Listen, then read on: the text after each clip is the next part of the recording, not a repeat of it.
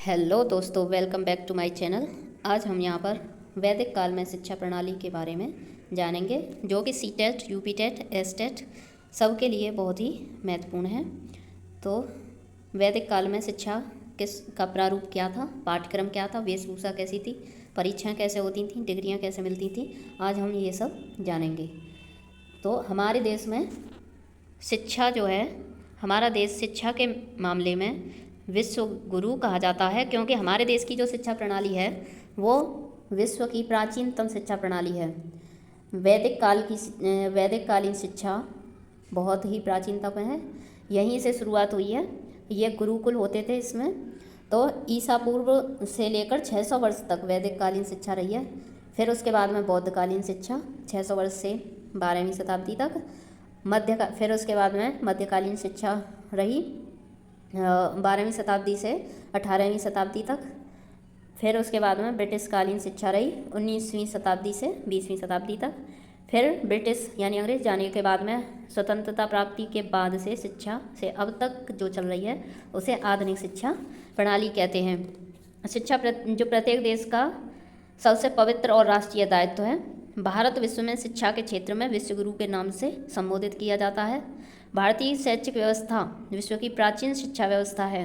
विभिन्नता और ऐतिहासिक पृष्ठभूमि के आधार पर भारतीय शिक्षा के इतिहास को इन 5 भागों में बांटा गया है। ठीक है। वैदिक कालीन शिक्षा में क्या पढ़ाया जाता था? मेन रूप से वेद पढ़ाए जाते थे। ये 4 किताबें ही पढ़ाई जाती थी अगर देखा जाए तो। ठीक है। तो भारतीय इतिहास में ईसा पूर्व से 600 वर्ष तक के काल को वैदिक काल कहा जाता है।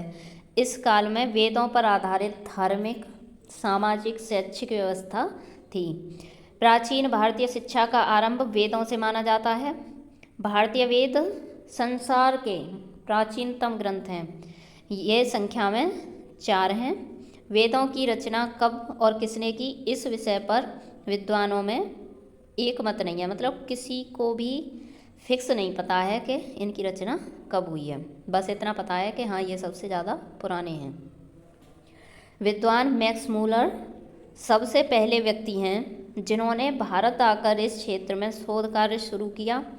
उनके अनुसार वेदों में सबसे पहले ऋग्वेद है और इसकी रचना 1500 से 1000 ईसा पूर्व में हुई थी। ठीक है। और फिर वैदिक कालीन शिक्षा के उद्देश्य क्या थे? ये तो क्लियर हो गया कि वेद पढ़ाए जाते थे। किसी को इनके बारे में फिक्स पता नहीं है कि कब लिखे गए, कितने पुराने हैं, लेकिन मैक्स मूलर ने इसे 1500 से 1000 ईसा पूर्व के लगभग में माना है कि इनकी रचना तब हुई। ठीक है। फिर आता है इस शिक्षा का, वैदिक कालीन शिक्षा का उद्देश्य क्या था। तो यहाँ पे जैसे सा विद्या या विमुक्ते, ये एक फ्रेज है, सा विद्या या विमुक्ते। इसका मतलब है कि ऐसा ज्ञान जो व्यक्ति को ऐसा ज्ञान दिया जाना जो उसे जीवन संसार के मोह से मुक्ति पाने में समर्थ बना सके। ऐसी शिक्षा जिससे मुक्ति मिल जाए, मोक्ष प्राप्त हो। ठीक है। एक तो हो गया ये उद्देश्य। दूसरा था ध्येयते अनेन इत धर्मः। इसका मतलब था कि धार्मिक भावना का विकास ही शिक्षा का लक्ष्य था। वैदिक कालीन शिक्षा का केंद्र बिंदु ही धर्म है और उसी का विकास करना था। उसी के विकास के लिए वेद पढ़ाए जाते थे और इस शिक्षा का जोर चरित्र निर्माण पर भी था। फिर अगला है वृत्तम यत्नेन समुच्यते। ये मनुस्मृति में कहा गया है कि मात्र गायत्री मंत्र का ज्ञान रखने वाला सुचरित्र ब्राह्मण वेदों के ज्ञाता चरित्रहीन ब्राह्मण से कहीं ज़्यादा श्रेष्ठ है। इसीलिए वृत्तम यत्नेन संरक्षते मतलब चरित्र निर्माण। ठीक है। तो वैदिक कालीन शिक्षा का उद्देश्य के ये पॉइंट हैं: संस्कृति का संरक्षण एवं प्रचार, धार्मिकता, व्यक्तित्व का सर्वांगीण विकास, पर्सनैलिटी डेवलपमेंट। ठीक है। चरित्र निर्माण और जीविकोपार्जन मतलब उन्हें व्यवसाय के लिए भी बताना कि पढ़ाना और व्यवसाय करना भी सिखाना, जिससे उनका जीवन यापन हो सके। ठीक है, अब शिक्षा व्यवस्था देखते हैं कि शिक्षा व्यवस्था कैसी थी। ठीक है, तो बालक का जन्म होता है, जन्म से 5 वर्ष तक, जन्म से 5 वर्ष तक बालक जो भी चलना बोलना और जो भी स्वाभाविक क्रियाएं सब अपने घर में सीखता है। तो ये अनौपचारिक शिक्षा में गिनी जाती थी, जन्म से 5 वर्ष, जो कि परिवार में ही सिखाई जाती थी। फिर जब वो 5 वर्ष का लगभग हो जाता था तब उसका चूड़ाकर्म संस्कार होता था, जिसका मतलब होता है विद्या आरंभ संस्कार, यानी उसका एडमिशन करवा दिया जाता। तो चूड़ाकर्म संस्कार में कुल पुरोहित इसे करवाते थे, चावलों में वर्णमाला के अक्षर बनवाते थे, गृह शिक्षा प्रारंभ होती थी। ठीक है, तो ये तो हो गई बालक की प्रारंभिक शिक्षा। फिर इसके बाद में होता था गुरुकुल में प्रवेश। तो गुरुकुल में प्रवेश को उपनयन संस्कार क्या कहते थे? उपनयन संस्कार यानी मौजी संस्कार। इस संस्कार में गायत्री मंत्र का उपदेश दिया जाता था और उच्च शिक्षा का प्रारंभ होता था। यहाँ तक तो प्रारंभिक शिक्षा थी और यहाँ से गुरुकुल में प्रवेश करने से उच्च शिक्षा स्टार्ट हो जाती थी। ठीक है, तो उपनयन की आयु मनुस्मृति के अनुसार, मनु के अनुसार ब्राह्मण का बालक है तो उसकी मिनिमम आयु 8 वर्ष और अधिकतम 16 वर्ष। क्षत्रिय का बालक है तो 11 वर्ष मिनिमम और मैक्सिमम 20 वर्ष, और वैश्य का बालक है तो 12 वर्ष मिनिमम और अधिकतम 24 वर्ष। ठीक है, और शिक्षा समाप्ति की उम्र लगभग होती थी, समावर्तन संस्कार कहते थे, 25 वर्ष। ठीक है, तो ये शिक्षा व्यवस्था थी। अध्ययन का टाइम टेबल क्या होता था कि अध्ययन काल वैसे सामान्यतः 12 वर्ष का होता था। ठीक है, स्पष्ट है कि 5 वर्ष तक की शिक्षा घर में संपन्न होती थी और उसके आगे की शिक्षा वह आश्रम में रहकर प्राप्त करता था। तो और उसका रूटीन ये रहता था कि प्रातःकाल से शिक्षा स्टार्ट होती और सायंकाल तक चलती, बीच में लंच, मध्यावकाश, भोजन, विश्राम। ठीक है, और सुबह से लेकर शाम तक क्लास चलती थी। ठीक है, ये अध्ययन काल हो गया। नेक्स्ट है शिक्षा सत्र व समय। सत्र कैसे स्टार्ट होते थे वैदिक कालीन शिक्षा प्रणाली में? तो विद्याध्ययन का कार्यक्रम प्रारंभ होता था श्रावण मास की पूर्णिमा को उपाकर्म समारोह में, यहाँ से तो शुरुआत होती थी, और समाप्त होता था पौष माह की पूर्णिमा छंद मास उत्सर्जन समारोह में। ये उपाकर्म समारोह से शुरुआत और छंद मास उत्सर्जन समारोह में समाप्ति। ये प्रश्न में पूछ लेते हैं कि शिक्षा सत्र व समय क्या होता है, तो हमें बताना है कि श्रावण मास की पूर्णिमा से स्टार्टिंग और पूष मास की पूर्णिमा पे सत्र खत्म, जैसे होते हैं ना सेमेस्टर हो गया पूरा। ठीक है, अवकाश होते थे प्रत्येक माह में 4 दिन का। कैसे? प्रतिपदा, पूर्णिमा यानी परेवा और पूर्णमासी। प्रत्येक पखवाड़े की अष्टमी को अवकाश रहता था। महीना के शुरू में एक छुट्टी, महीना के एंड में एक छुट्टी, और महीना में 2 अष्टमी पड़ती हैं, एक शुक्ल पक्ष की और एक कृष्ण पक्ष की, तो उन दोनों अष्टमी की छुट्टी। तो पूरे एक महीने में 4 छुट्टियां होती थी, जैसे अब संडे की 4 होती हैं नॉर्मली।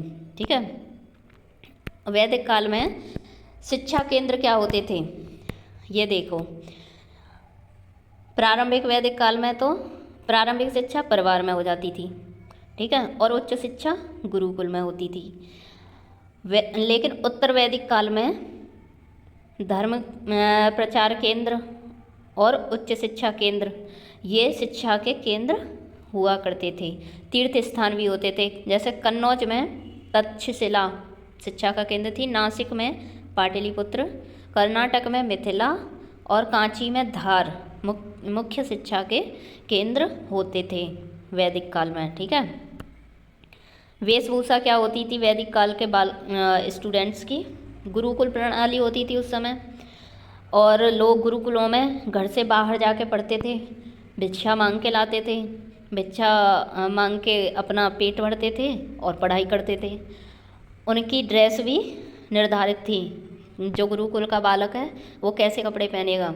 ठीक है, तो वेशभूषा निर्धारित थी जो निम्नवत दर्शाई गई है। क्षत्रिय का बालक तांत, वैश्य का बालक ऊन, और ब्राह्मण मूंज वेशभूषा में। ठीक है, तो जो क्षत्रिय का बालक है वो शरीर के ऊपर के भाग के वस्त्र के रूप में तो मृगचर्म का मतलब हिरण की खाल पहनते थे।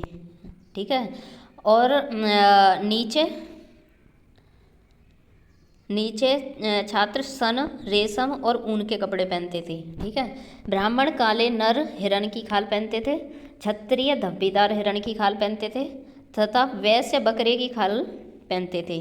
ठीक है, इतना तो ये ऊपर के शरीर को ढकने का काम करते थे, लेकिन नीचे के शरीर को ढकने के लिए छात्र सन, रेशम तथा ऊन के वस्त्रों का प्रयोग करते थे। क्योंकि छात्र की दिनचर्या भिक्षाटन थी, इसीलिए वे एक डंडा और कमंडल भी हाथ में रखते थे। ठीक है, और अब देखते हैं सिलेबस क्या था वैदिक कालीन शिक्षा का पाठ्यक्रम। वेदों के अध्ययन को प्रमुखता दी जाती थी, जिसके कारण पाठ्य विषयों की संख्या अधिक न थी, क्योंकि वेद कितने थे? 4। ठीक है, शिक्षा का माध्यम संस्कृत था, ये बहुत ही महत्वपूर्ण है। शिक्षा का माध्यम था संस्कृत। आर के मुखर्जी के अनुसार प्राचीनतम वैदिक काल के जन्म से ही भारतीय साहित्य पूर्ण रूपेण धर्म से प्रभावित दिखता है, यानी धर्म से आधारित शिक्षा थी। और सिलेबस में संहिताएं, जिसमें ऋग्वेद, यजुर्वेद, सामवेद, अथर्ववेद। ठीक है, ब्राह्मण ग्रंथ ये इसी के पार्ट होते थे। उपनिषद, अरण्यक ग्रंथ और वेदांग। ये प्रश्न जीके में भी पूछा जाता है, वेदांग की संख्या कितनी है, कौन कौन से वेदांग हैं? शिक्षा, कल्प, व्याकरण, ज्योतिष, छंद, निरुक्त, ये सारी चीज़ें सिलेबस था वैदिक कालीन शिक्षा का। ठीक है, शिक्षण विधि क्या थी? शिक्षण विधि मौखिक थी। छात्र आचार्य द्वारा कही गई बात को याद करता था। ठीक है, शिक्षण विधि में आती थी अनुकरण, मतलब जो वो बोल रहे हैं उसे पीछे बोलना, आवृत्ति दोहराना, कंठस्थ विधि याद करना, व्याख्या एवं दृष्टांत विधि, अगर किसी चीज़ की व्याख्या करना और दृष्टांत देना, प्रश्नोत्तर, वाद विवाद और शास्त्रार्थ, सब कुछ मौखिक ही चल रहा है, लिखने की कुछ ज़रूरत ही नहीं है। कथन, प्रदर्शन एवं अभ्यास विधि। ठीक है, श्रवण, मनन, निधिध्यासन विधि, तर्क विधि, कहानी विधि। ठीक है, तो ये सारी चीज़ें तो मौखिक में ही है, और इसमें तर्क विधि के बारे में बताते हैं और कहानी विधि के बारे में। ठीक है, उत्तर वैदिक काल में तर्क विधि शास्त्र उपाधि विषयों के शिक्षण हेतु तर्क विधि का विकास हुआ, ये हुआ उत्तर वैदिक काल में। ठीक है, तर्क विधि में प्रतिज्ञ, हेतु, उदाहरण, अनुप्रयोग, निगमन, जैसे हर एक चीज़ में तर्क करके जानना कि इसमें क्या कर सकते हैं, क्या नहीं कर सकते हैं, प्रत्येक हेतु क्या है, उदाहरण देना, प्रयोग करके देखना। ठीक है, तो यह तो हो गई तर्क विधि। नेक्स्ट है कहानी विधि। तो कहानी विधि में क्या है? कहानी शिक्षण विधि में आचार्य छात्रों को कहानियाँ सुनाकर उनसे संबंधित प्रश्न पूछते थे तथा अंतिम प्रश्न इस कहानी से आपको क्या शिक्षा मिलती है होता था। कहानी विधि में कोई नीति कथा सुनाई, जैसे पंचतंत्र की कहानियाँ या हितोपदेश की कहानी, जो कुछ भी उपदेश हैं, ये बुकों के नाम हैं। तो इन्हें जैसे इसमें से कोई कहानी ली और बच्चों को सुनाई, मतलब फिर उसके बाद में उनसे पूछा कि आपको इसमें क्या शिक्षा मिली। ठीक है, तो फिर बालक अपने अपने विचार और जैसा जैसा उनके समझ में आया है वह बताएंगे और आचार्य उनका आकलन करेंगे, उनकी बुद्धि का आकलन करेंगे इसी आधार पर कि ये कितना सीख रहा है या नहीं सीख रहा है। पंचतंत्र लिखी है आचार्य विष्णु शर्मा ने और हितोपदेश लिखी है पंडित नारायण ने। ठीक है, परीक्षा प्रणाली, अब ये तो हो गई पढ़ाई, सिलेबस, ड्रेस और कितने साल कहाँ पढ़े और कितने साल कहाँ पढ़े। ठीक है, फिर उसके बाद में परीक्षा कैसे होती थी उस काल में। ठीक है, वैदिक युगीन शिक्षा में आज की तरह परीक्षाएं नहीं होती थी। कितनी अच्छी प्रणाली थी। गुरु नया पाठ तब पढ़ाता था जब छात्र पहले पढ़ाए गए पाठ को पूरी तरह से तैयार कर लेता था, ना तो लिखवाते थे ना पेपर देते थे, तथा वह छात्र की तैयारी से संतुष्ट हो जाता था। इसके बाद छात्र को विद्वानों की सभा में उपस्थित किया जाता था। सिर्फ कहानी सुननी है, कहानियों से ही सीखना है, और उसके बाद में उन्हीं के आधार पर आपके ज्ञान का आकलन होगा। और उपाधियाँ, डिग्री भी नहीं होती थी। सफल छात्रों को कोई प्रमाण पत्र नहीं दिया जाता था, बल्कि उनकी योग्यता ही उनका प्रमाण पत्र होती थी। डिग्री की ज़रूरत ही नहीं थी, बंदा खुद ही डिग्री होता था। ठीक है। उपाधियों में क्या 12 वर्ष का पाठ्यक्रम जिसने पूरा किया, यानी वो एक वेद का ज्ञाता हो गया। जो बंदा एक वेद का ज्ञाता हो गया उसे स्नातक मान लिया जाता था। ठीक है। 24 वर्षीय पाठ्यक्रम 2 वेदों का ज्ञाता, जिसने 2 वेदों का ज्ञान कर लिया उसे वसु कहा जाता था। 36 वर्षीय पाठ्यक्रम 3 वेदों का ज्ञाता, जिसने 3 वेदों को कंठस्थ कर लिया हो उसे रुद्र कहते थे, रुद्र की उपाधि दी जाती थी। 48 वर्षीय पाठ्यक्रम 4 वेदों का ज्ञाता, जो व्यक्ति 4 वेदों का ज्ञाता या उन्हें कंठस्थ कर लेता था उसे आदित्य की उपाधि दी जाती थी। उन्हें उपाधियाँ दी जाती थी, ना कि डिग्री। ठीक है। और उनके ज्ञान के आधार पर दी जाती थी। सभा में उनसे बुलाकर प्रश्न पूछे जाते थे, अगर वो उनके सही उत्तर देते हैं तो उन्हें उपाधि दी जाती थी। अब देखते हैं वैदिक काल में स्त्री शिक्षा कैसी थी। वैदिक काल में स्त्रियों को शिक्षा के समान अवसर प्राप्त थे, परंतु उत्तर वैदिक काल में उन्हें वर्णानुसार शिक्षा दी जाती थी। वैदिक काल में तो समान अवसर प्राप्त थे, परंतु उत्तर वैदिक काल में उन्हें वर्णानुसार शिक्षा दी जाती थी। अल्तेकर ने बताया कि वैदिक काल के अंतिम चरण में, यानी ब्राह्मण काल में, बालिकाओं के विवाह की आयु 12 वर्ष निश्चित कर दी गई और उनके वेद अध्ययन को निषेधित कर दिया गया। यानी वैदिक काल में ये सब अच्छा था, लेकिन उत्तर वैदिक काल में स्त्री शिक्षा की हालत खराब हो गई। स्त्रियों के लिए अलग गुरुकुल नहीं थे।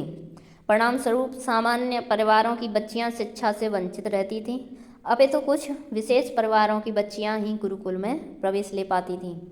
विश्वारा, अपाला, शाश्वती, लोपामुद्रा, मैत्रेय, शिकता और घोषा आदि अनेक विदुषी महिलाओं के उल्लेख मिलने के बावजूद वास्तविकता तो यह है कि इस काल में स्त्री शिक्षा लिमिटेड, सीमित थी। मतलब ऐसा नहीं है कि हर लड़की को पढ़ने का अधिकार मिला हो। और हाँ, वैदिक काल में सबसे बड़ी बुराई यह थी कि इसमें शूद्रों को शिक्षा का अधिकार नहीं था। ठीक है। शूद्रों को शिक्षा का अधिकार नहीं था।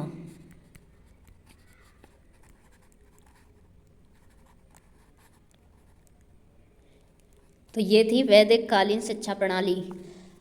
अब ये वीडियो यहाँ पर ही समाप्त करती हूँ। अगली वीडियो में बौद्धकालीन शिक्षा के बारे में बताऊँगी, और चैनल पर बने रहें। ये सारी वीडियो सीटेट के लिए, एस्टेट के लिए मुख्य रूप से बनाई जा रही हैं, तो आप इसे क्विक रिवीजन और नोट्स बनाने के आधार पर बड़े आराम से देख सकते हैं। धन्यवाद।